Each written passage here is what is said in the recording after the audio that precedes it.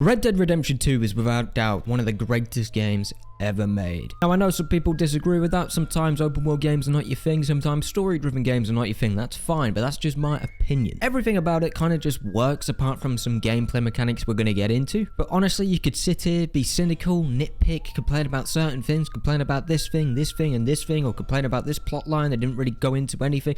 There's no point. If you enjoyed the game, you enjoyed the game, and I did. And I wanted to make a spoiler review. Now it's taken me a long time to make this review because I haven't made the review. I can't lie, I've been addicted to Elden Ring. I'm on my first playthrough. I've played 70 hours of the game in the last 2 weeks. I'm addicted, man. I'm sorry about no content, but I wanted to.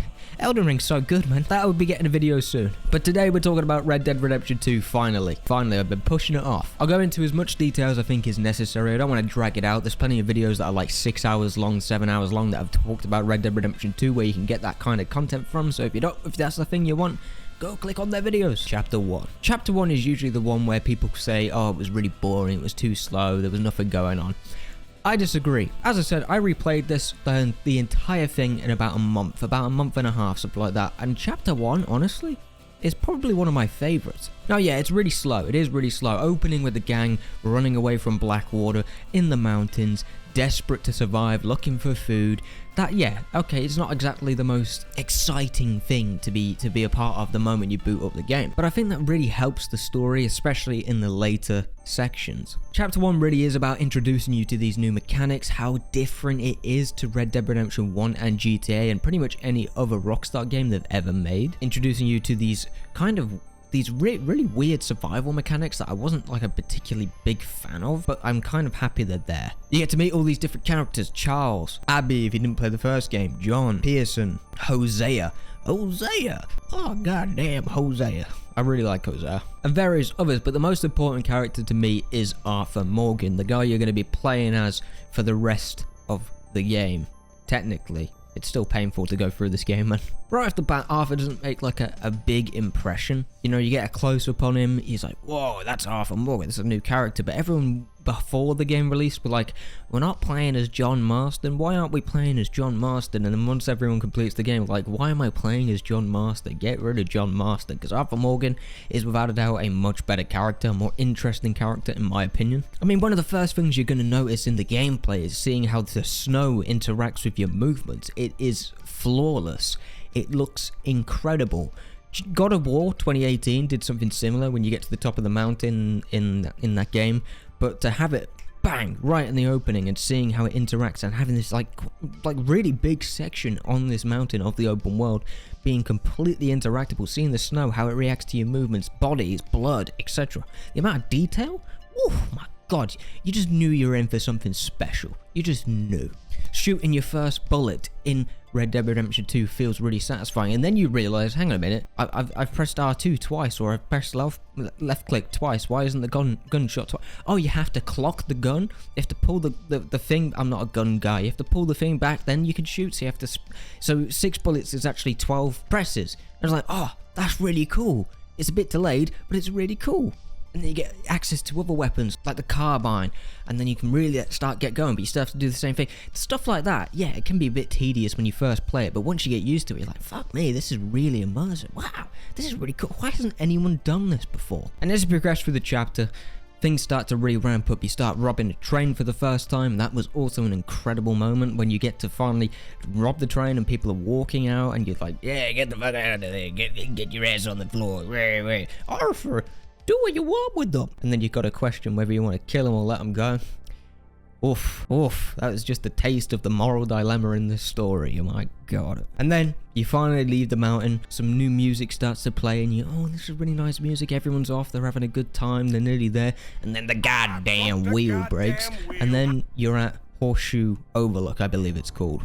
Now, this chapter is really slow. I can admit that. But I kind of really like the slow build. Usually when I play a game, especially when I'm replaying a game, I just want to get in there, just get straight in. That's why I struggle to replay The Last of Us sometimes, because of how slow the opening is. But Red Dead just does something, man. It just takes its time to immerse you back into that world when you're replaying it or playing it for the first time. And that's why chapter 1 is so damn good. It just takes its time to immerse you in the world. It's not about having a big bang set piece. It's not about desperately trying to capture your attention so you don't turn the game off in 5 minutes.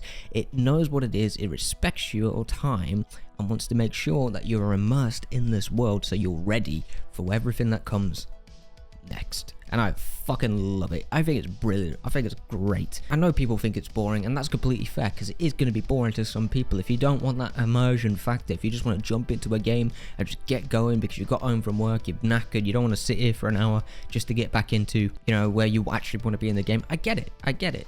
But Red Dead is a commitment, man. It's a commitment. It's one of those games where you have to sit down and say, you know what, I'm going to commit. I'm going to commit, and I'm going to do it.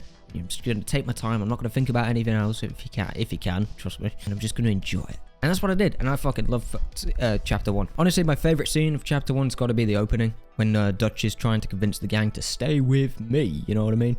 That's your first taste of who Dutch is. Even you kind of like, man, this Dutch guy, you know, okay, I'll stay with you for a bit. You know, let's see what you're doing. Because he's that good of a character, man.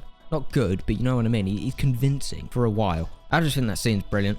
The lighting's great. You get to see all these different characters, how they reacted to Dutch. They all seem to be loyal to him. John's missing. People are dead. You're like, what the fuck is going on here? And then the game continues. You know, and that's all you need. That's all you need. Chapter 2 is where things do start to pick up. You get some really interesting missions, especially with Lenny. Going to the bar with Lenny and getting drunk with Lenny. Probably my favorite mission in the game. I know it's a bit of a basic pick, but it really is. I love playing that mission. Every time I replay it and I get to that mission, I'm like, yes, I save the game and I go do the mission, and then I reload the save and I do the mission again, because I think it's that good. I really enjoy it. This is when you start seeing the personalities of all the gang members a bit more clearly, because of how many missions you get separated on. So you've got some John missions, you've got some Hosea missions in the mountains to take down a bear. You chill out with Dutch for a while. You go with Micah. You have to save Micah from a prison cell because he's fucking stupid. You get to meet Jack. You really get to talk to, not me, the kid, the scary kid that will kill you in your sleep if you're not careful, that kind of kid. You meet Jack, you fish with Jack, and then you finally get introduced to the antagonists, technically. You see, these guys aren't exactly villains. Agent Milton and Agent Ross. I disagree with Ross. If you haven't played Red Dead Redemption 1, I won't spoil it. But Milton, he isn't really a villain. He's just trying to keep the place together. He's trying to help his country. He's trying to do his job. Blah, blah, blah, blah, blah. And he's getting paid a good sum of money to do it. And the boys, Arthur, Dutch, Hosea, let's be honest, they're murderers. They're thieves. They're criminals, man. They're criminals. Milton is just doing his job. And I love that. Milton doesn't get anywhere near enough screen time, I don't think, for the length of this game. He has like 3 or 4 scenes in the entire game, and that was really disappointing. Wasn't happy about that, but we'll talk about that in just a minute. But Milton's first introduction, while you're fishing, I think it's great. It doesn't need to say a lot, it just makes it very clear, I'm right behind you, cunt. Run. And Arthur would have ran, and that was probably the smart thing, but Dutch is a bit arrogant, so I don't know. I just love the writing whenever Milton's on screen. But this is when the open world really lets you loose, and my God, thank God it does. As much as I like chapter 1, being locked away from the rest of the open world can be really tedious, but once you get into that open world and it sets you loose, my God, what the fuck? I still can't believe this game was made on a PlayStation 4 and an Xbox One. An Xbox One. One of the worst consoles ever. It was made on that console. It's all set primarily on one section of the map where you've got Valentine, you've got the mountaintops, and you've got a couple more areas that you can go to, but it's all free. You can go anywhere you want. You can go to Saint Denis if you want to. You can go to Rhodes if you want to. It lets you loose. And honestly, Chapter 2, I think most people spend their time just running around the world trying to remember where the fuck they are. And I think Chapter 2 does a very good job of introducing you to how the exploration works. In Red Dead Redemption 2 with Hosea, for example, going up to the mountains, they just let you can stay there, and it says, make your way home, do your own thing. And I like that, I really do. But this is also where you'd start noticing the survival mechanics, I guess you could say, if you've been ignoring them in Chapter 1. This is where you need to eat, drink, and take tonics to keep Arthur's health up and his stamina up, basically. And I just don't think it's very good.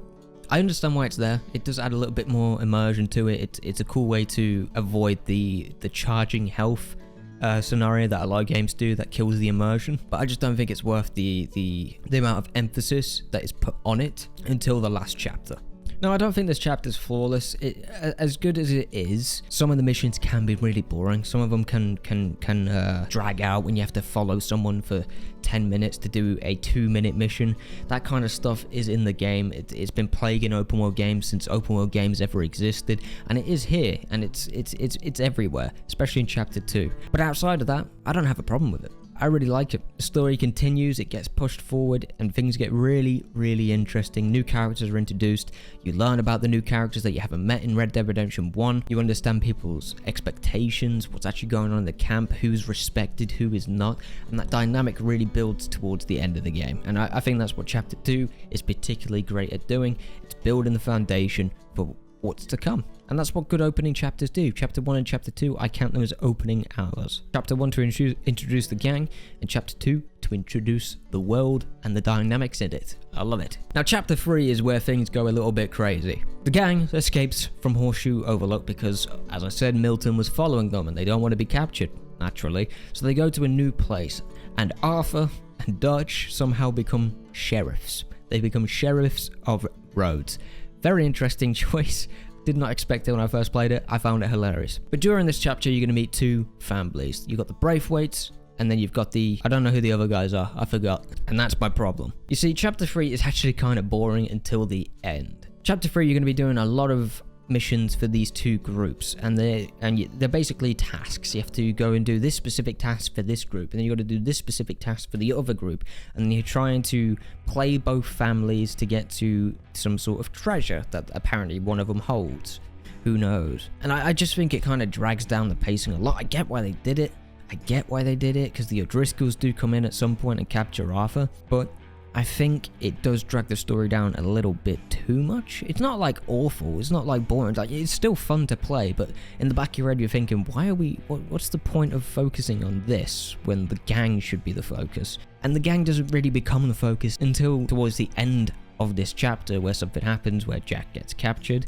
Dutch is finally getting off its arse and saying, fuck this, we're gonna go kill him, and that's what you do.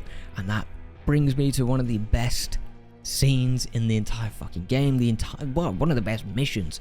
You go to this Braithwaite Manor and you kill everyone, and then you burn her house down, and then this beautiful score comes in, oh, and she's crying. It's like, yeah, we're good people. They totally deserve that. And then the chapter just ends. You know, it just ends, and I don't know. It just felt way more like a filler chapter, but it's nowhere near as bad as Chapter 5. But Chapter 3 and like the bits that I really like, Chapter 3 is kind of the odd one in the middle, which is, you know, funny because it's directly in the middle of all the chapters. Chapter 3, Chapter 6, Chapter 1. What? I just don't have much to say about it. I think it was fun, but there was a lot that dragged it down. Oh, and of course, Sean's death. That caught me off guard. That did catch me off guard, but you know, it was a shock death, and it didn't really feel necessary. But again, that is the point of the story. People die. It just happens. You know, there's no epic conclusion to a lot of these characters. Now, Chapter 4. Oh my God, what the fuck is going on in Chapter 4?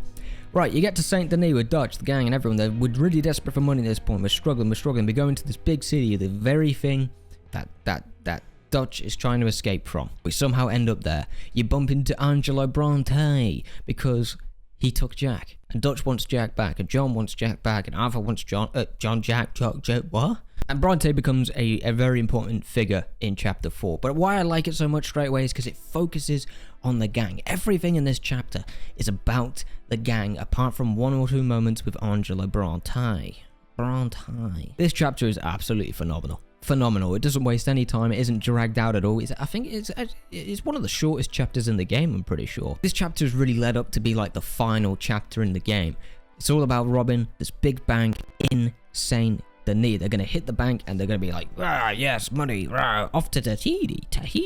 Of course, it doesn't work out that way, but that's what it's built up towards. Dutch's ego really starts to show in this chapter, and you know, you're really liking it. He hits his head as well, and he starts making some very weird decisions, which goes into the theory that the headbang is the reason Dutch starts to lose his mind. I disagree. I think Dutch is just a piece of shit, and he was hiding it, because people are very, very, very, very, very good at that. But what can I say, man? I think this chapter is just absolutely fantastic. Right from the beginning and right to the end. I think the reason I like it so much is because we finally see John become a character that is not just reacting to things, but being proactive. He's the one kind of pushing everything at this point because he wants to go get Jack. And once he finally gets Jack, he kind of reverts back into it.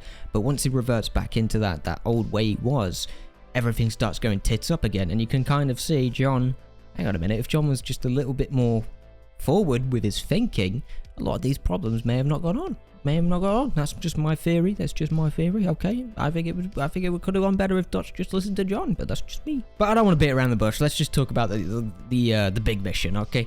So you go to Saint Denis, you start robbing people. Angelo Bronte has been killed in one of my favorite scenes in the entire game. The score in this scene has not been released. It's not been released. I'm gonna let you listen to it. I'm gonna play it now, and you can just watch it and enjoy it because I think it is fucking fantastic. They are good at smelling filth, huh? So filth has got to be disposed of. Your friends, the patrons, are gonna come and rescue you, you repulsive little maggot. Call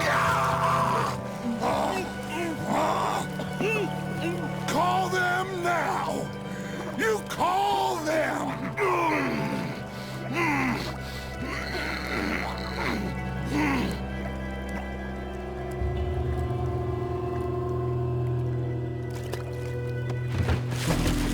Jesus. Part of your philosophy books cover feeding a fella to a goddamn alligator, Dutch. And not only is the soundtrack great, but this is the first time you really see Dutch's true colors in this game. This is before any other crazy stuff happens. He just takes a guy and feeds him to an alligator. An alligator. Dutch, what kind of your philosophy tells you to feed him, goddamn man, to an alligator or something? I fucking love it. It's very fucking good. But the big one, Hosea dies, Lenny dies, everything goes wrong, Charles runs away, and you end up on a boat going towards Cuba. This mission is fantastic. It is amazing. It is amazing. Right from the get-go, you're intense because you're robbing this bank. You don't know what's going to go on, and everything's going smoothly. You get into the bank, you take the money, and then all of a sudden, Milton's behind you with fucking 50 different police guys, and you're done. It's over. Everything from then on it's over. It's just luck. Dutch's plan is fucked. And that's when I think even the players start thinking about this, like, why are we still following Dutch? What is going on? How many mistakes has this guy got to make before we say, you know what, Dutch, just sit back for just a minute. Just let someone else make one decision. You know, just make one decision. No, Arthur.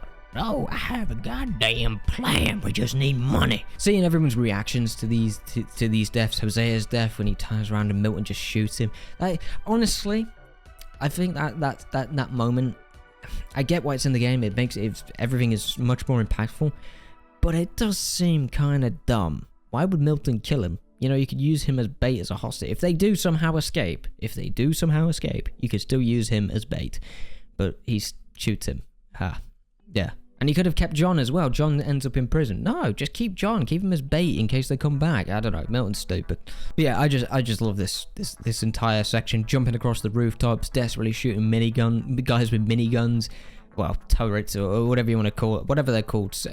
What the fuck are they called? Everything about this scene, I just love. Okay, I'm rambling at this point. If you guys disagree, that's fine. Let us know in the comments why you don't like this mission or this chapter, whatever. But this is probably my favorite chapter in the whole game. I love this. I love this chapter. Plus, Saint Denis is amazing to explore. This has got to be like one of the most realistic olden cities that I've explored in a game. Even Assassin's Creed kind of struggles to keep up with this.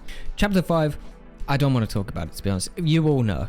Nothing really happens in this chapter. It's just a kind of a time waster until the end. You get stuck on an island near Cuba. Dutch starts to go a little bit insane. Micah is showing his tendencies to be stupid, and just where Bill's losing his mind. And they get off the island. They come back, and the gang has escaped from their current hideout. Arthur has to go find them. It turns out Sadie, oh my god, we haven't talked about Sadie. Such a hard thing to talk about this game. There's so much going on. Sadie's protected the gang. She's helped the gang, and she's stepped up. We all knew Sadie would do it. Let's be honest. When she shoots those guys in Rhodes, come on, we all knew. Oh, I really like Sadie. Dutch comes back, Micah gets back, and Bill gets back, and without even a second, Dutch doesn't even have a chance to really let off his big speech to convince everyone that he didn't fuck up. Milton's behind them and just shoots the fucking place up. And yeah, the gang somehow fight back, and then that's it. It's suddenly like nothing ever happened. Nothing ever happened. Dutch just moves on. It just shows that these people aren't, well, it just shows that Dutch isn't focused on actually fixing the here and now. He's so got his head so up the future's arse that he isn't present for the current situation they're in, which is actually kind of thing that's what gets everyone fucked. And then chapter 6 happens. Beaver Hollow. They're in the worst location they've ever been in. They're surrounded by crazy people, murderers, skinners, all that. And then Arthur takes a trip into Saint Denis, and it turns out he has TB. Oh. Chapter 6 is the longest chapter in the entire game, and I'm very happy it is. You really get to sit with this diagnosis of TB. I'm sure a lot of people were surprised by this health issue, because it really wasn't done in many games, at least the games that I've played, where your character becomes ill and dies of an illness out of your control. And I love that. I love that, because you can relate to Arthur more and more as he's slowly dying in this game. Having a disease like that out of your control, so it's probably already hard enough in real life, but then attaching yourself to a character and actually having to watch them die while controlling them, oh my god, that fucking hits different. This entire chapter, I love, but it's got a similar problem as chapter 3, where they're introducing characters that don't need to be introduced. Like, I think it was a bit unnecessary to introduce the natives. It just seems kind of irrelevant to the story they're telling. I get why they did it, because it's the Wild West. You wanna involve characters that may have not been involved in some representations of the Wild West back in the day, but it still just kind of seems out of place. You know what I mean? So that was the only thing that really bothered me in chapter 6, but it gave us even more time with Arthur to see him slowly change in this chapter. He slowly changed. What am I on about? He changes really quick in this chapter. Like, things go from murder everyone, take all their money, to save everyone and give them money, depending on how you play. And I think that is also a brilliant choice, because a lot of people were saying, well, it just feels a bit too quick, like the character changes too quick. Well, no, not really, because they've been getting hints throughout the game that Arthur is actually, a decent dude. He doesn't want to do all this. He only does it because it's for the gang. And then to find out you're dead, you're a living corpse. That's what he is at this point. He's dead. Like, there's nothing he can do. It seems pretty realistic for you to suddenly try to repent and like, shit, I've been a pretty shitty person. I bet. Hey, here's the money. Don't thank me. Fuck off. Take the money. Take the money. Please, don't send me to hell. You know what I mean? It's kind of realistic, man. And I just love this chapter, everything about it. Of course, the most hard-hitting bits is like within the last 2 hours when you go rob the train, and then Dutch leaves fucking Abby and leaves Jack to be an orphan because Abigail gets captured, and John is apparently dead. And that's finally when everyone's like, well, shit. Dutch ain't that guy anymore. Of course, Arthur and John already knew this, but everyone else finally realised. Sadie was just like, fuck this. Arthur, come with me. We're going to go save Abigail. And I love it. Arthur's final act is a heroic one, without a doubt, depending on what you play. And it's just such a bittersweet ending, man. What I mean by that is that I like Arthur's death. I wasn't bitter about it at all. I thought it was done brilliantly. I was upset, obviously, which is where the sweetness comes in, but obviously the way he dies and the stuff that he has to leave behind is pretty bitter, you know what I mean? I love it. I think it's great. Arthur is without a doubt one of the best characters. I'm not doing a great job articulating how good he is, but that's not my goal with this video. I just want to talk about the whole game. But if I were to do like a character thing for him, like an essay or some shit, I don't do that. That's not my kind of thing. But well, I watch it, but I don't make that stuff because I suck at it. Yeah, he'd definitely be up there, like top 5, easy, probably number 1. And finally, the epilogue. I'm going to do both of the epilogue chapters in one because I don't want to drag this out. So you play as John in the epilogue. You've moved on. It's been a couple years later since Arthur died. The gang went to shit, and you're living a normal life. You're doing basic chores. You're working for a bloke that's giving you housing for your family and stuff like that. And you start to see glimpses of John's old ways coming in again. That was naturally going to happen in the epilogue. They obviously don't want to leave some of these plot points open because this is a prequel. A lot of people say the epilogue's boring. That seems to be a consistent thing throughout this video and throughout other people's opinions, that a lot of it's boring. I kind of agree with them. The first half of the epilogue is really boring. Like, doing chores is not my idea of a good time in a video game. But I get why they did it. It really immerses you once again, just like chapter 1, into the lifestyle that John is living currently. How kind of boring it is compared to what he was doing before. But the best part is it really focuses on John and Abby. Abby, I keep saying Abby. John and Abigail. Because these two characters of the epilogue. They are the two, they are the thing that pushes it forward. That's the conflict between them.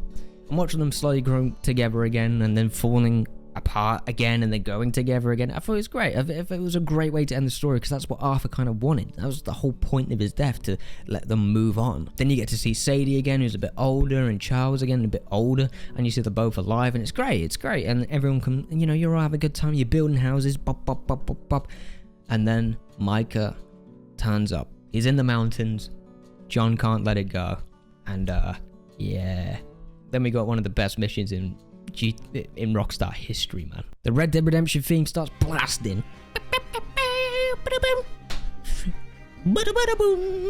You start blasting everyone you see. Fucking amazing. Like, the level design, enemies are popping up over the corner. Amazing.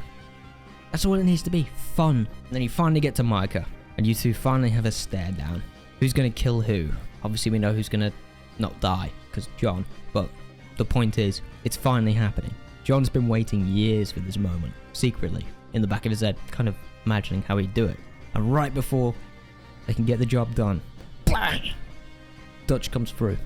Hello, John. Hello, son. It's not over dramatic. It's to the point. It doesn't waste any time, but it's a surprise at the same time, and they don't feel the need to have like a big school moment, like a, whoa, it's Dutch. Like, you kind of already expected Dutch to be there, but you didn't want him to be there, and then you just blast through the door. It's like, oh my god. And then finally, everything comes together when Dutch finally shoots the rat, Micah. And then you get to blast on him. And that's the end. Boop, boop, boop, boop. I thought it was brilliant. I loved it. I loved it a lot. I loved it a lot. I love the fact that John got so much time in the epilogue to be built as a character again, to remind you of why you liked him so much in the first game, rather than just rushing through it. Part 1 of the epilogue, obviously, it's not great, but, you know, it's the point is to immerse you, as I said, and to get you back into the groove of John Marston. But the reality is, I think this game, I don't think the story was really ever about Arthur Morgan. I mean, most of it is played with Arthur Morgan, but, you know, it's a prequel. A lot of this game is about finding out why this guy turns into this guy. And I love it. That's all I've got to say. Thank you for watching, I really appreciate it. Like the video if you did. Stick with the Sticky Man by subscribing if you haven't already, I really appreciate that. And let me know what you thought about the video. A lot of other people's retrospectives are, you know, really professional and stuff like that, and I wanted to bring something different to it. Yeah, thank you for watching, I really appreciate it.